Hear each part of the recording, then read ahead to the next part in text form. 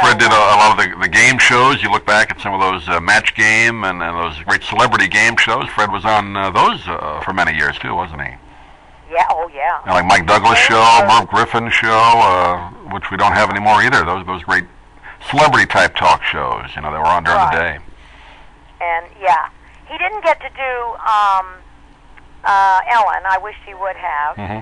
She was wonderful. But Ellen and also Oprah, he never got to do those shows in the last few years. But yeah, Merv, Mike, Douglas, Tonight Show, and Letterman. Letterman was the last one he did. During Impressionist Week, remember about 3 or 4 years ago? Yes. Which was a great idea, and he was one of the headliners that week. That was a great night. Yeah. Thank you for remembering. Yeah, they did a different impressionist every night. And I think the last night there was somebody totally unknown, and I'm sorry, I don't remember his name, and he was quite good. And Gordie Brown, he's still... Right, Gordie Brown, right. Yeah. Good memory. Yeah, I've always felt that type of talent, like you said, there are not many around anymore, if any. Yeah. And it should be celebrated because it's not easy. Not anybody can just do that. You have to be born with some of that as a gift, don't you, to be able to do that kind of. In fact, he went to a ear, nose, and throat doctor one time, and he said, "What's different with my vocal cords to compare to yours or anybody else's?" And the doctor said, "Absolutely nothing. But you have a different ear. You hear differently." And of course, I tried to do some female impressions. We have friends, his brother, oh my gosh, his brother is so funny. And he does more character voices than an impression of somebody. But Fred just had that certain ear. And he could hear that singer or hear that politician better than anybody else. And as do all the impressionists. But it's something that you develop through the years, and Fred just kept going and going. I remember the first time I took him to church with me when we first started dating. I took him to church, impressed my parents. That's right. And he came out of the church doing an impression of the pastor. Really? Well, we were all hysterical, but he heard that voice and could do it. I think the only one he regretted he really couldn't get was Bob Hope. I think we talked about that because Bob was a difficult voice for people to do an impression of for some reason. Yeah. And I don't know of anybody who really ever did him no. that well. I know Rich of all did the best Johnny Carson. Right, Johnny. Yeah, sure. Yeah. Fred couldn't get Carson that well. He tried, and he did Merv, but yeah, Rich Little did the best Carson. Now, in later years, Lois, I know Fred was on YouTube quite a bit. He did some commentary videos, which I thought was very interesting and entertaining. Was that something he was always interested in, politics and doing some commentary? Oh yes. In the last 10 years, he kept saying, I had to get into politics, and I said, no, I don't think you should, but because he was too outspoken when it came to politics. But there again, listening and being on one side or the other.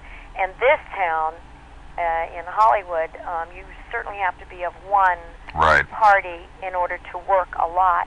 And that's a given. That's a known fact. Sure. And I'm not afraid to say that because we don't have anybody to push anymore. Right. But, yeah, it's he loved politics and got very involved with many, many people on both sides. Both sides, because he wanted to hear both sides. So, but no, he wouldn't run. He wouldn't have done anything. He could have done all the voices, though, during the campaign. It would have been entertaining. You bet. He entertained at a lot of the rallies. He was at the White House, at the conventions over the years. Whether it was a Democratic or Republican, he was just on top of them. And in fact, a couple of them he went in prosthetic makeups and made an appearance, which was a lot of fun. But Fred was also very much into the USO. One year, many, many years ago, he sponsored and put on a big event in Washington for the POWMIAs. he raised money on a game show for the POW MIAs. Oh, and this year, and why Fred was never involved in this in years past, I went to Washington and I rode, and I won't tell you my age, how old I am, but most people of my age would not do this. I rode on a motorcycle. Really? Rolling Thunder. Wow. Parade. I'm telling you, I was so in awe of these people paying respect to our military. It was very emotional, very moving to see people on the overpasses waving their flags, along the highways waving their flags, and I understand there were close to 800,000 men and women there riding motorcycles this year. That's Gosh, great. it was beautiful. So, and paying tribute to our fallen, not only in the Vietnam War, but in all the wars. And Fred I said I rode for Fred that day. He would have been so proud to have been there. So, I know it's a sad day in a sense, obviously, because we miss Fred, but he had a great career. And if there's one thing that maybe stands out in your mind, Lois, that people should remember about Fred, what would you say that would be? Well, he was dedicated to making people happy, to making people laugh, and helping people. And so he wants that to go on. I know he does. We're going to make it happen on a Broadway play that he wrote, and I will get it up on Broadway. Oh, great. I know he was talking about that one time with us. That's great. Yes. And there again, he wrote 26 songs for this beautiful, beautiful tribute to a man, Frank Sinatra. So that's going to happen, and he will make a lot of people happy when that gets up on board. So yeah, thank you for asking that. I think he would be proud to know that his name is going on in that respect, to make people happy and smile when they hear his songs, and know that he's looking over all of us and trying to make it a better world.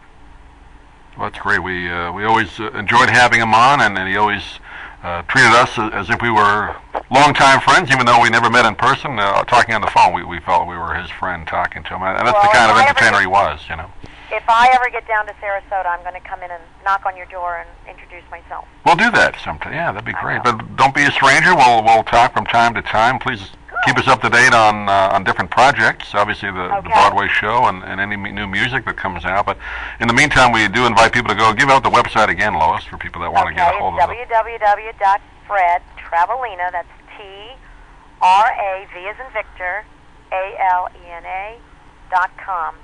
And send me a note, and I'll answer it, I promise.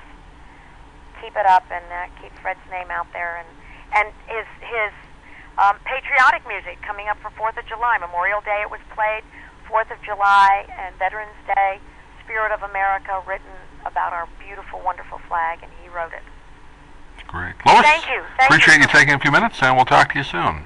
Okay. Thanks, Doug.